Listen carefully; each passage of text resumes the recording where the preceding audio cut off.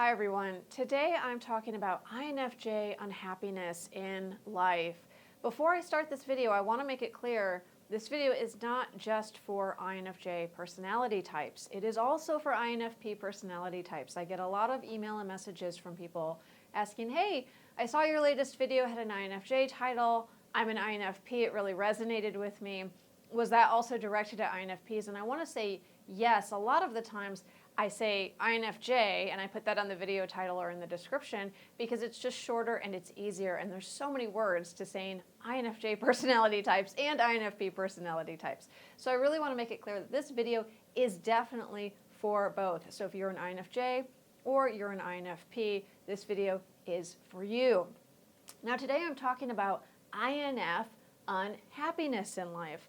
A lot of INFJ and INFP personality types suffer from anxiety, depression, an overall feeling of where is everything going, right? Like, what's the meaning of my life? Why am I here? When am I going to find my life purpose? That's a big question that comes up for INFJs and INFPs quite frequently. What's my life purpose? And it feels like a lot of the time when we ask that question, there is no answer. Or maybe we can kind of sense what our life purpose is, but it also feels really hard, really out of reach, like we're never going to get there. It sort of feels like this impossible situation.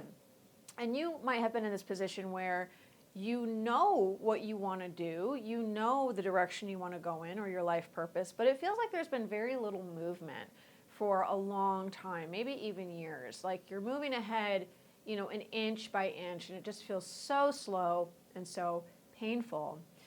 Many INFJs and INFPs are in this situation. So it's not just you. Many INFJs and INFPs are not living out their dreams. Usually the main cause of this is that we are playing small. We are keeping ourselves small in our lives. There's a lot of different reasons for this, but the biggest reason is that staying small feels safe. Staying invisible, which is something that we usually learned in childhood, makes us feel more secure. That response was trained into us in childhood when maybe we were in a dangerous situation, maybe we were in an unpredictable situation, whatever kind of situation we were in with our caregiver, it wasn't safe for us to show our true selves or to be ourselves in all of our bigness, all of our big energy, because INFJs and INFPs can be very intense. That's one of the trademarks of our personality type, is we tend to get very intense and enthusiastic and passionate about things that we love and things that we're excited about. And for a lot of people, especially if they are in a situation where they can't really handle that, maybe they're dealing with mental health issues or addiction issues, or they're narcissists, like a lot of the parents of INFJ and INFP personality types happen to be, that walking into our bigness, being ourselves in our full glory, that is not going to be encouraged in the home. So a lot of times we kept ourselves small, and then in adulthood, we're still keeping ourselves small. We're still playing small because it feels safe. Also, the other part of this, and I know I'm always saying like, well, in our society, it's this way and it's that way, but these things really are relevant, and I really do believe that societal programming has a lot to do with the way that we approach life, the way that we keep ourselves small, the way that we don't let ourselves fully go after our own dreams. There is a really very, very real thing in society about staying inside the box. Which is funny because if you look around online and you look around on social media, you see a lot of stuff like, think outside the box, or, we love creative people, or living my best life with no limits, right? So that's really put forth as what you should be striving for, sort of this like limitless, creative person who's always pushing outside of your comfort zone. That's actually not true. That is I feel, a false message a lot of the time that's put out by society, when the real message is stay inside the box, right? Stay in school until you graduate, then go to a good college, get a degree in something useful, something that will be practical, make money, then get that job at a big company or a corporation and stay there because it's safe and it's secure and you have benefits. It doesn't really matter if you don't love it. That's what you do in life, right? Stay inside the box. And I see this in all areas. It's not just the school, job, work trajectory. It's also relationships, right? It's also what you choose to do with your time, how you spend your time, the types of friends you have, the place that you live, how you live. This message is put forth actually a lot, that it's safer to stay in the box. Don't move outside of the box. We don't like people who move outside of the box. If you've ever worked in a big corporation or workplace, you know what I'm talking about, because during the interview process or in the job posting, they may have said, we want creativity. We're looking for new, fresh ideas. We want our team members to be innovative.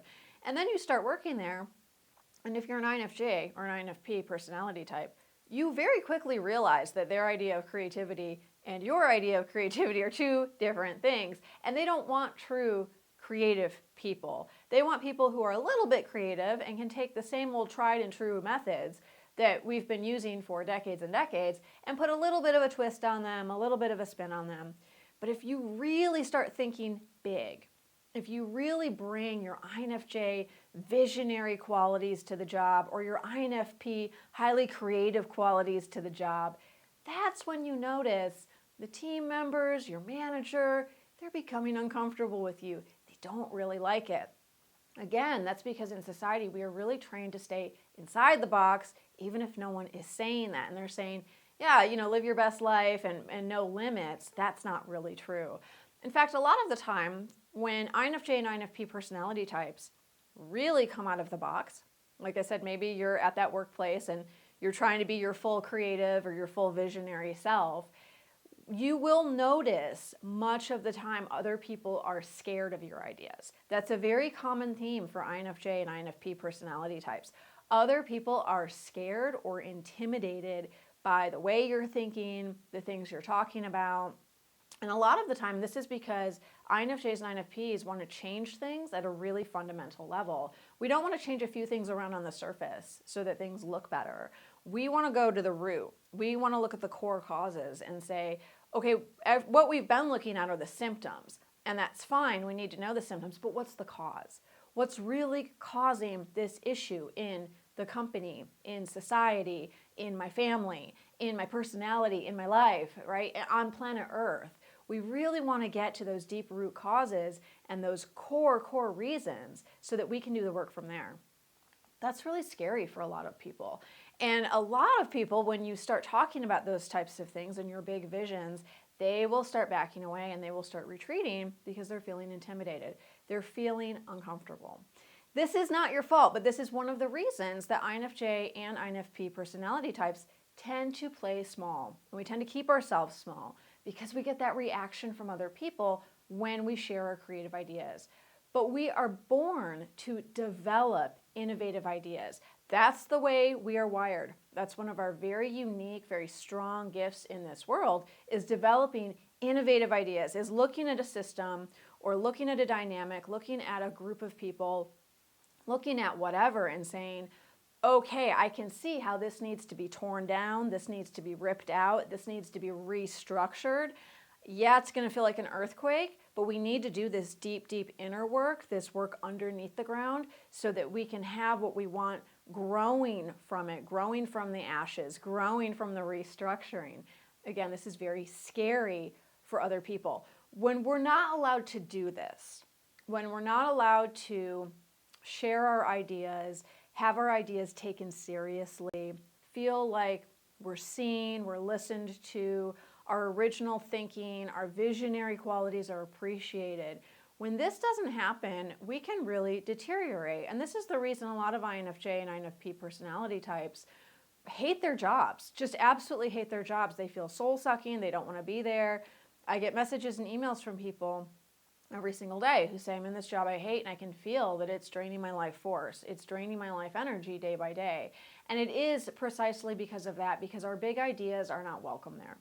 Our visionary talents are not used there. They're not needed, I won't say they're not needed, but they're definitely not used. And when we approach the workplace manager or whoever it is, sometimes it's even in our family. It doesn't always have to be a work situation. It could be in a friend group too. But when we approach people and we say, I see what's going on here. I see this whole big pattern and I see how things can be made better. And I have this big vision for it.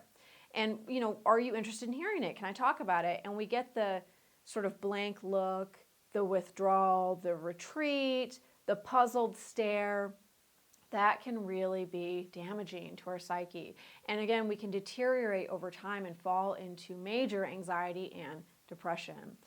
The solution to this, as I've said in many other videos, you have to let go of the people who don't appreciate you. You have to move out of those situations where you are not a fit. Instead of trying to be more normal, more mainstream, fit into society, no, we're trying to be more ourselves. And maybe that means we don't fit into society. Maybe that means that we have to take some extra time to find a situation, whether that's a relationship or a workplace or a friend group, whatever it is, but we have to take a little bit more time to find a situation that's a true match for us.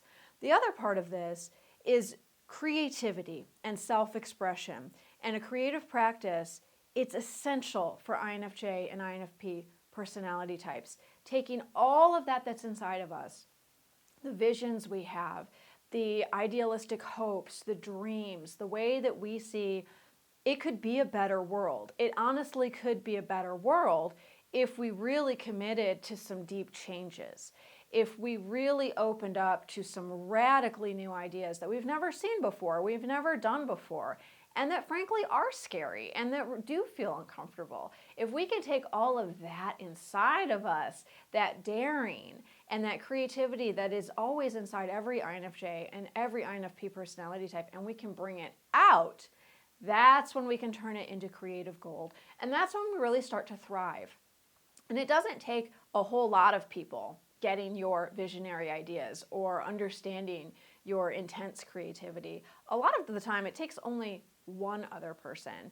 And sometimes it's enough just to do it for yourself and say, well, I don't know who is going to read this or understand this or embrace this right now, but I'm bringing what's inside of me out. I'm making what's internal external, right? So I'm taking this and I'm turning it into my own creative gold, and that's enough. That usually is enough to get things started to really move out of anxiety, really move out of depression, and start feeling like you're moving forward in life. Start feeling like there is some movement, things are happening, and you are on the road to change.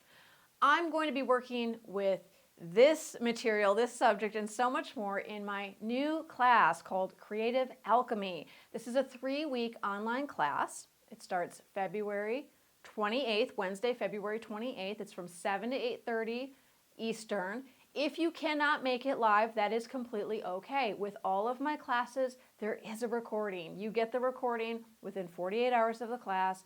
You will have lifetime access to all of the recordings. If you want to attend this class, but you can't attend at all in person, that's totally okay. I always get messages from people who say, I really want to be in your class. I'm in a kind of different time zone. I can't participate at all. Like, I can't join the Facebook group. I'm not going to be able to be at the class or email you the assignments or anything. I'm just going to maybe be doing it a month later. That's totally okay. You can do this class on your time if showing up live does not work for you.